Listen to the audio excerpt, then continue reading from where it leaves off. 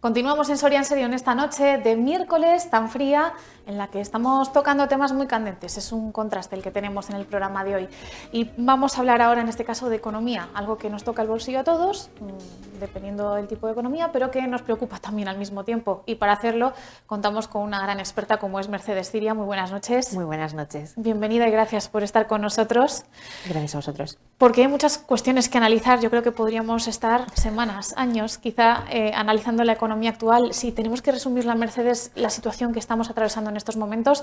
Hablábamos hace unos meses, la última vez, tratábamos de hacer pronósticos. Bueno, ¿a dónde hemos llegado? ¿En qué nos hemos metido ahora mismo? Bueno, como bien decías, podríamos estar una eternidad y nunca entenderíamos la economía porque hay demasiados factores.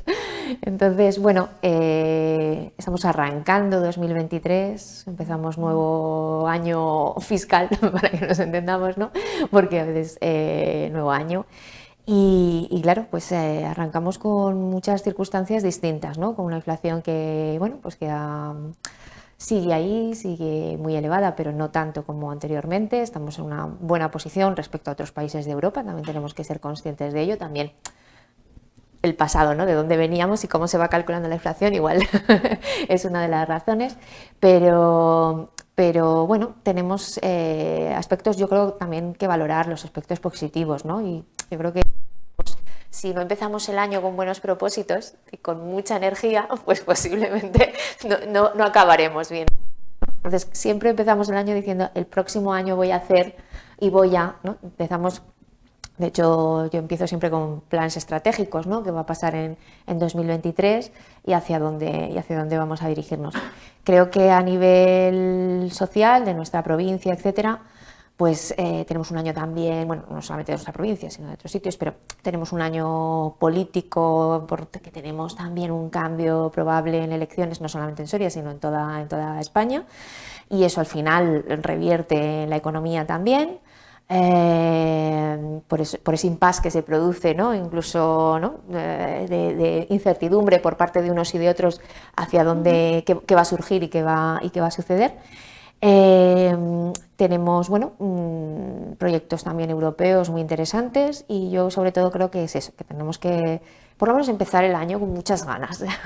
La queja y el lamento lo tenemos como una constante, pues vamos a intentar hacer cosas y sobre todo pues ser lo suficientemente positivos y pensar que este año, por lo menos en nuestra parte microeconómica de cada uno y fundamentalmente en nuestra provincia, que necesitamos crecer más, necesitamos atraer más talento, más población, pues que yo creo que es un año que tal vez hay algunos condicionantes que nos ayuden. Eso te iba a preguntar también, ¿es Soria un reflejo de lo que está sucediendo a nivel nacional o tiene también sus particularidades? Evidentemente tenemos nuestras particularidades, sencillamente porque poblacionalmente somos menos, entonces el tamaño de nuestras empresas también es muy distinto, no nos vemos tan afectados por deslocalizaciones de grandes empresas, como nos vemos afectados, pero normalmente no tenemos ese flujo de población, de trabajadores, etc. Donde tenemos, por ello precisamente, a veces tenemos el problema de que no tenemos suficiente mano de obra en determinados ámbitos, ¿no? Para cubrir la posible demanda por parte de las empresas. Tenemos la vivienda disparada, como en muchos otros sitios. Tenemos eso, unas poblaciones a veces extremadamente pequeñas, ¿no? Núcleos poblacionales muy, muy pequeñitos, que pues condicionan la vida también de esas personas que están ahí. Tenemos que, bueno, pues seguir trabajando por mantener nuestro medio social, cultural, patrimonial, etcétera, por seguir contando y seguir contando fuera, ¿no? De lo mismo que te decía antes de los buenos propósitos del año, pues yo creo que el otro día hablaba con alguien y le decía, es que lo de quejarme porque vivo en una ciudad pequeña no va conmigo, o sea, yo digo lo bien que vivo, no lo mal. Y creo que tenemos que seguir haciendo esa pequeña patria, ¿no? Ese pequeño contar que es lo bueno que tenemos para que a ver si más gente se anima. Estamos en Soria y una de las noticias de 2022 serán las ayudas al funcionamiento. No sé si, ¿cómo lo valoráis los expertos? Si consideráis que esto puede tener un impacto real, se ha conocido que al final no van a ser retroactivas, que bueno, comenzaban este año 2023. ¿Esto puede ayudar a fijar población? ¿Esto puede ayudar a fijar empresas? ¿Puede ayudar a crear empleo? Yo siempre creo que en este caso podría ser una ventaja competitiva para nuestra provincia. tal vez no se ha puesto la mano sobre la mesa como muchos esperábamos, ¿no? Que fuese más rotunda la medida, por lo tanto yo creo que hay que tener muy claro que hay que seguir apoyando a los que están y a todos los que están generando empleo desde hace muchos años y apostando por estas provincias muy pequeñas, ¿no? Y seguir apostando por tener un negocio en estas provincias, ¿no? Porque parece más fácil en otros sitios, aunque no tiene por qué. Y seguir apostando por el medio rural.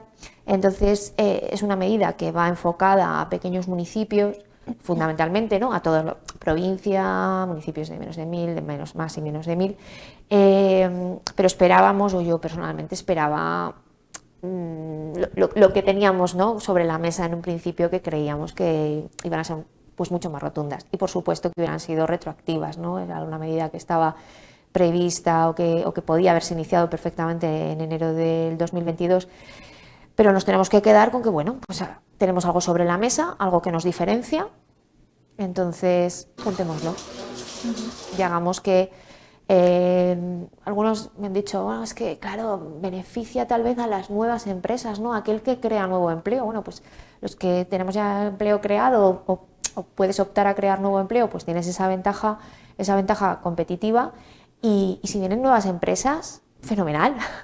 O sea, que aunque sean de mi competencia, me da exactamente igual, ¿no? De nuestra competencia, de la de cada uno de nosotros, pero empleo, trabajo y movimiento económico beneficia a todos, absolutamente a todos, absolutamente a todos. Entonces, esa es la esperanza que tenemos, ¿no? Que realmente sean medidas. Evidentemente esto no va a generar empleo, no es una varita mágica, porque las empresas tienen otros muchos condicionantes, no solamente una pequeña bajada en las cotizaciones, que es importante, porque al final es importante, pero tenemos esa ventaja competitiva. Vamos a intentar aprovecharla en la medida en la que podamos. Siempre, cada vez que nos vemos, te hago la misma pregunta. Yo sé que es complicado porque cuando comenzábamos 2022 no sabíamos lo que iba a pasar, y finalmente nos sorprendieron un montón de circunstancias, nos vimos inmersos en esa crisis. Yo no sé si ahora mismo, aunque fuera a corto plazo, quizá podríamos saber hacia dónde va un poquito la economía. ¿Hay alguna previsión, algún pronóstico? Porque escuchamos voces de todo tipo, voces de que la economía está creciendo, por otro lado hay personas más pesimistas que cuentan que la inflación va a ser brutal. ¿Hacia dónde vamos? Porque nos sentimos un poco a veces como espectadores sin darnos cuenta de que nosotros también vamos en ese barco. Sí, vamos todos en el mismo barco. Está claro que, bueno, pues hay distintas opiniones sobre la situación económica, cada uno abogamos por una. Yo me suelo decantar por el optimismo, porque si no es un bucle, entrar en el pesimismo es un bucle y te arrastra inexorablemente.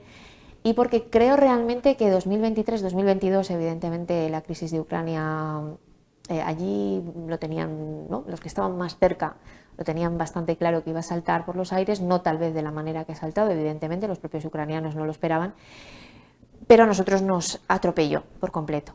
Seguimos con esa crisis en la mochila, muy importante, y que está provocando y que nos asusta todavía día a día, porque no sabemos lo que va a pasar, ¿no? Porque tenemos una incertidumbre total en ese sentido. La hemos asimilado mucho mejor, se lo explicaba hace poco a mis alumnos en la universidad, les explicaba unos gráficos, ¿no? De lo que había pasado durante la pandemia, de lo que pasó en el IBEX y en determinados valores en la bolsa, que al final son el reflejo de hacia dónde vamos, y la crisis de Ucrania pues la asumimos muy rápido. Es decir, dentro de todo lo que hemos pasado, pero las empresas asumieron muy rápido un bajón, pero luego un repunte, ¿no? Un crecer otra vez. Yo confío mucho en 2023, yo tengo muchas ganas de que nos salgan bien las cosas, de que podamos trabajar, de que seamos más conscientes de que tenemos que apoyar al que tenemos más cerca. Eso yo creo que tiene que seguir siendo la base y tendremos que seguir insistiendo en ese mensaje. Pues para evitar, el otro día vi un documental extraordinario sobre la crisis climática que no hemos visto durante la pandemia. Cuando se cerraron todas las ciudades, pues dejamos de emitir, ¿no? Aparcamos nuestros coches y dejábamos de emitir CO2 y estábamos, ¿vale? Sin embargo, estábamos con nuestro móvil, estábamos constantemente comprando fuera comprando a otros países, tenía que venir barcos, tuvimos la crisis precisamente por toda esta manera de proveernos, ¿no? de proveernos de esta forma. Al final, ¿eso qué sucedió? Pues que mostraban unas imágenes impactantes de cómo se había generado una contaminación que había en ciudades, evidentemente no aquí, pero en determinadas ciudades había provocado una contaminación de un color anaranjado en el cielo por esos buques, ¿no? que estaban ahí esperando. Entonces, bueno, tal vez nuestro modelo económico pues, se ha visto resentido por muchas de estas variables que nos han afectado, a ver si somos capaces de entender que hay que seguir apostando por lo que tenemos más cerca. Relacionado con eso te iba a preguntar, ¿qué es lo que pueden hacer o cuáles son los consejos como experta, como economista que les das a los que están al otro lado, a los que están en casa, que tienen más bien poco dinero en el bolsillo y dicen, ¿qué tengo que hacer? Bueno, sabemos que el que tenga que gastar, lo tengo que gastar en mi proximidad, en mi gente, en mi círculo, en mi ciudad, en mi provincia, pero tengo que excederme en el gasto, tengo que invertir, tengo que ahorrar, lo guardo. Muchas veces no sabemos cómo actuar. Sí, una parte de esa posible inversión ahora mismo está en ese pago de la hipoteca que de repente hemos dicho, ¡ah! Los intereses de nuestras hipotecas. Porque hasta ahora vivíamos en un estado de letargo y con unos tipos de interés negativos, algún día tenían que ser positivos. Claro, para poder luchar contra la inflación, pues una de las medidas es subir los tipos de interés. Esto es de manual, ¿no? Vale, pura lógica, y así lo ha hecho el Banco Central Europeo. ¿Qué es lo que sucede? Que para nuestra microeconomía decimos, es que estos son 50, 30 o 100 euros menos al mes que tengo para poder invertir o para poder gastar. Unos, los que puedan, ahorrarán. Somos una provincia que ahorra muchísimo, ¿de acuerdo? Tenemos unas elevadas tasas de ahorro. Yo siempre lo digo, ¿no? Provenimos de un carácter muy austero, de una situación muy complicada, es decir, este clima tan duro, un poco incluso la industria la industria o la manufactura que existían antes obligaban, y ese dispersamiento geográfico obligaba a ser austero, porque no podías derrochar, no podías gastar, pero es que tampoco podías derrochar, eran muy conscientes de esto. Entonces, pues ese carácter austero hace que seamos más ahorradores. Claro, es difícil ahorrar si tu cesta de la compra, es decir, si llenas, no vamos a decir la cesta, el carro de la compra, y cuando sales dices, ¿qué he hecho? Cuando te piden 200 euros, 200 y pico, y dices, ¿qué he hecho? ¿Qué he comprado? Esto tenía. Y llenas tu nevera escasamente. Por lo tanto, a nivel social, tenemos que ser muy, muy conscientes de todo lo que supone. Hay familias que, evidentemente, en el momento en el que una pata se quiebra, es decir, alguien pierde su empleo, etcétera, es muy probable que entren en una situación, tenemos que seguir pagando los gastos, hemos tenido la luz muy alta, ahora menos, pero seguimos teniendo la hipoteca, tenemos una serie de gastos que son innegables porque no puedes no pagarlos o sabemos las consecuencias y por lo tanto esto a nivel social puede ser que estemos conviviendo, ¿no? Y estemos al lado, ¿no? Que tengamos a nuestro vecino que pensemos que está bien y está en el umbral de la pobreza. Tenemos que ser muy realistas y ser conscientes de que elevados precios provocan estas situaciones.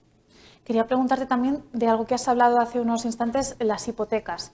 ¿Qué es lo que está pasando con ellas? Porque vemos que nos ahogan, nos asfixian, pero por otro lado leemos los titulares de que desde 2010 tenemos los mejores datos de firma de hipotecas, de operaciones. En los últimos 21 meses, me pareció leer esta mañana, más de 39.000 operaciones de hipotecas se habían cerrado. Entonces, ¿qué es lo que está pasando? Porque parecen informaciones contradictorias y a veces nos quedamos en ello y no llegamos a entender lo que subyace. Pues yo, por ejemplo, el otro día que estuve con un tema en una notaría fuera de la provincia de Soria, me decía el propietario, es que necesito firmarla ya. O sea, necesito firmar esto ya. Porque si no, el próximo mes me suben el tipo de interés. Es decir, me cambia, bueno, en este caso era por un tema de contrato, etcétera, pero bueno, la cuestión es que estamos en esa debacle, ¿no? En la constante de la vivienda, las personas siguen necesitando vivienda, incluso invierten en vivienda y tenemos una subida de precios de la vivienda, en alquiler brutal, en venta, bueno, y falta de oferta, claro, porque es que incluso esa ley que estábamos esperando de vivienda, pues nos está generando, ¿no?, un desasosiego también, porque hay muchas viviendas que han salido también del mercado. Entonces, si no tenemos la oferta suficiente, la demanda crece y en el alquiler han subido los precios brutalmente en nuestra provincia y en muchísimos otros sitios, pero aún así la gente sigue valorando, somos una nación que seguimos valorando la propiedad de la vivienda. No entendemos el modelo de otros países europeos en los que lo normal es el alquiler, no la propiedad. Seguimos manejando ese rol, incluso las nuevas generaciones, ¿no? Porque yo estoy con los alumnos en la universidad, pues a veces les preguntas y te dicen, no, es preferible comprar, porque yo al final tengo ahí, no es un gasto, sino que es un acúmulo de una inversión, entre comillas, ¿no?, un ahorro, y al final la vivienda será mía. Entonces, bueno, pues seguimos comprando vivienda.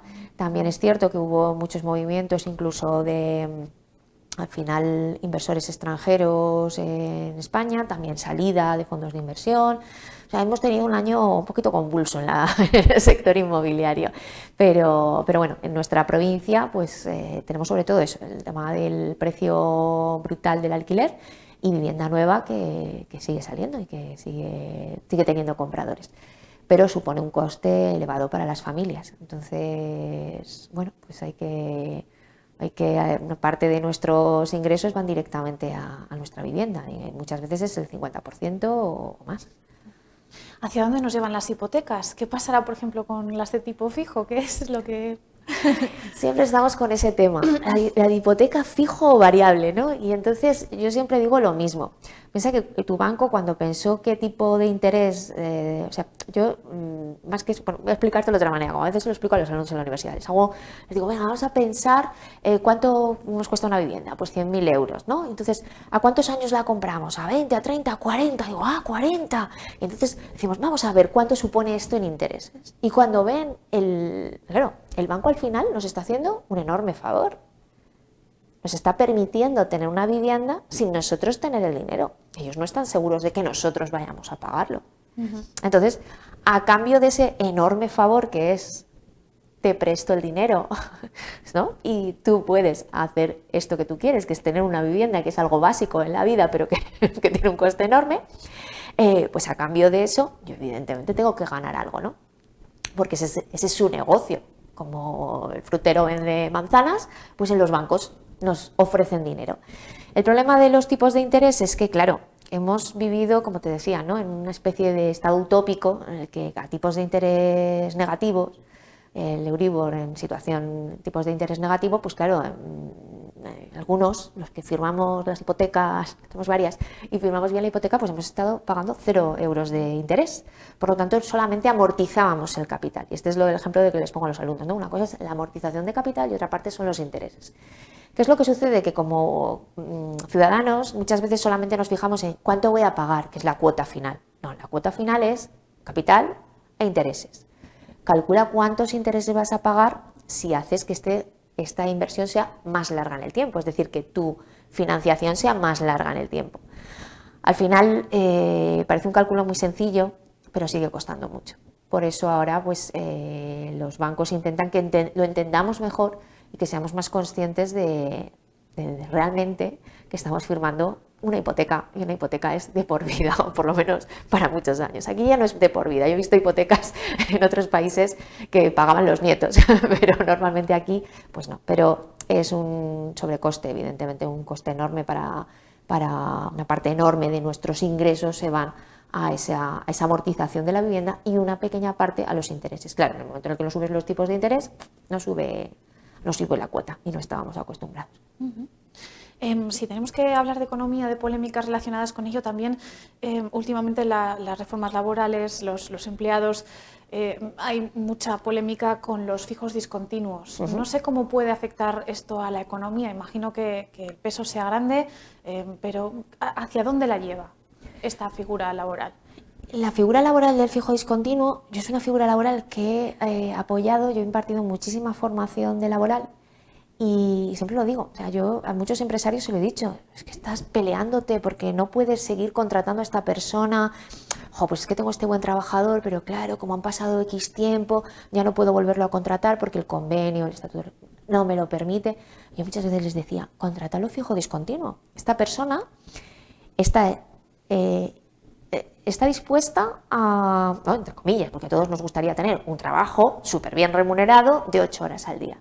Pero tenemos que ser conscientes de que las empresas no pueden pagar 8 horas al día de un trabajador, primero por los costes laborales, los costes económicos de seguridad social, etcétera, y porque a veces no tienes trabajo suficiente para cubrir esas horas. A todo empresario que realmente sea empresario de verdad, lo que quiere es tener trabajadores contentos, que ganen un buen sueldo y que generen, ¿no?, más rendimiento para tu propia empresa y que estén disfrutando con el trabajo.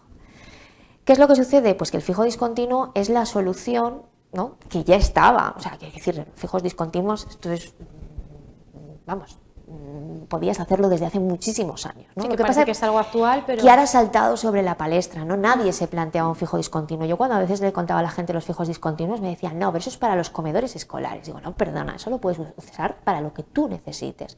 Si tú tienes un trabajo de temporada o que tienes momentos en los que tienes más proyectos, más trabajo, más tal, pues tienes un trabajador que te funciona, trabajador o trabajadora que funciona, contrátalo fijo discontinuo. Esa persona tiene la confianza de que va a poder trabajar, que posiblemente esté trabajando en otro sitio, porque evidentemente tiene que comer todos los meses. Yo he conocido personas con 3 contratos de trabajo, ¿no?, trabajando en un sitio por las mañanas, en otro alguna tarde y en algún otro sitio pues trabajando a última hora, ¿no?, repartiendo delivery, comida a domicilio o lo que sea, ¿no? Entonces está claro que estamos hablando de precariedad, entre comillas, pero es una solución enorme para las empresas, enorme, porque muchas veces no puedes contratar, lo que te comentaba, ¿no?, todo el año un trabajador fijo y 8 horas, porque no tenemos trabajo suficiente, porque no tenemos volumen de negocio suficiente. Entonces, permite flexibilidad en un momento en el que el mercado de trabajo es que ya no es como lo vivieron nuestros padres. El mercado de trabajo ahora mismo es flexible. Los trabajadores tampoco se plantean trabajar 30 años en la misma empresa. Bueno, yo creo que si le comentas esto en la universidad, les entra urticaria directamente. 30 años en la misma empresa, ¿no? Mi padre lo hizo, pero yo no. Entonces, el mercado de trabajo está flexibilizándose. El fijo discontinuo, pues claro, tiene una parte, como te decía, ¿no? También depende de cómo se use. Todo al final, echa la ley, echa la trampa. Pero evita, o sea, mantiene una cierta temporalidad entre los trabajadores. Y lo que sucede es que ese trabajador tiene una mayor seguridad, sabe que tiene un contrato fijo, que yo siempre he dicho que el contrato fijo es aquel que dura hasta que se acaba, me da igual que sea ¿vale?, un ordinario o un fijo discontinuo, dura hasta que se acaba, porque si la empresa no puede más, te va a despedir, si la empresa, pues, etcétera. Y da flexibilidad a los trabajadores. Y luego da también mucha flexibilidad a las empresas, y da también flexibilidad a los trabajadores. Pensemos, en Soria, por ejemplo, en la zona de Ágreda se salaban bacalaos. Esas trabajadoras eran siempre fijas discontinuas. Y digo trabajadoras, ¿por qué? Porque les permitía durante los meses en la recogida o en el procesamiento de setas, también se ha producido esto, porque son trabajos muy, muy de temporada. Necesito a alguien que conozca bien el trabajo, que pueda venir.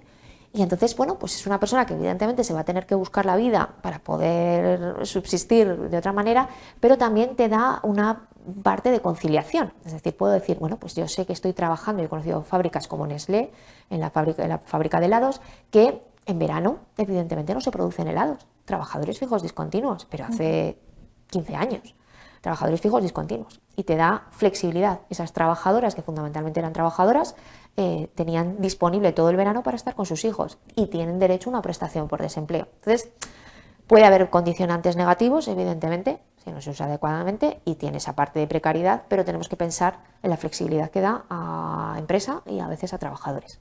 Y como experta, Mercedes, ¿por qué crees que se demoniza en ciertos sectores de la sociedad pues tanto el contrato de fijo discontinuo como también la figura del propio empresario, que parece que cuesta tanto, no parece, es que cuesta tanto montar una empresa, cuesta tanto sacarla adelante, cuesta tanto tener tus trabajadores, llevar las cuentas al día? Yo no soy empresaria, pero os conozco a muchos y sé que lleva un sufrimiento extra, que muchas veces no podéis dormir por la noche. Entonces, ¿qué interés puede haber en demonizar todo esto? Estamos asistiendo a una polémica ahora mismo con el dueño de Mercadona también por temas relacionados. Bueno, esto es algo que lleva mucho tiempo. ¿Por qué? Igual que antes hablábamos de la banca, ¿no? Y a veces la gente dice, oh, qué mala praxis la banca porque ahora me cobran más, pero están cobrándote los intereses que tú firmaste en un préstamo, no están haciendo nada mal. Los empresarios siempre, yo he vivido el mundo empresarial siempre, porque siempre hemos estado en el lado autónomo, entonces se nos demoniza y a veces hemos tenido momentos en los que iniciativas gubernamentales era como, los empresarios son los que nos van a sacar de esto. Y decías, bueno, claro, llevamos años intentando sacar a toda la sociedad, ¿no? Es decir, para que tengamos funcionarios hay impuestos. Los impuestos fundamentalmente vienen de los salarios de los trabajadores y de los ingresos que se reciben vía actividades empresariales. Entonces, ¿por qué se demoniza al empresario? ¿Por qué se cargan las tintas sobre, ¿no? Hay determinadas praxis, o sea, hay mala praxis por parte de algunos empresarios. También venimos de una época en la que, la revolución industrial lo que provocó es que a algunos no importaba, ¿no? De hecho, ¿por qué celebramos el Día de la Mujer el día que celebramos el Día de la Mujer? Porque murieron mujeres, simplemente porque un empresario déspota, ¿no?, les cerró la puerta. Entonces, si tenemos esa memoria, pues evidentemente, y contamos con esas personas que ni se fijaban en la sociedad, ni lo único que importaba era mi beneficio, pues evidentemente no es la situación ahora mismo. Las empresas, yo lo suelo comentar cuando estoy en alguna charla o estoy en algún encuentro con empresarios que son hijos o nietos de empresarios. Es que la situación que había antes el buen paño en el arca se vende, se decía. Es decir, daba igual lo que hicieras, lo ibas a vender igual. Ahora mismo vives en un mundo súper competitivo. Entonces yo creo que poco a poco la sociedad se irá dando cuenta del papel que realmente desarrollamos y de cómo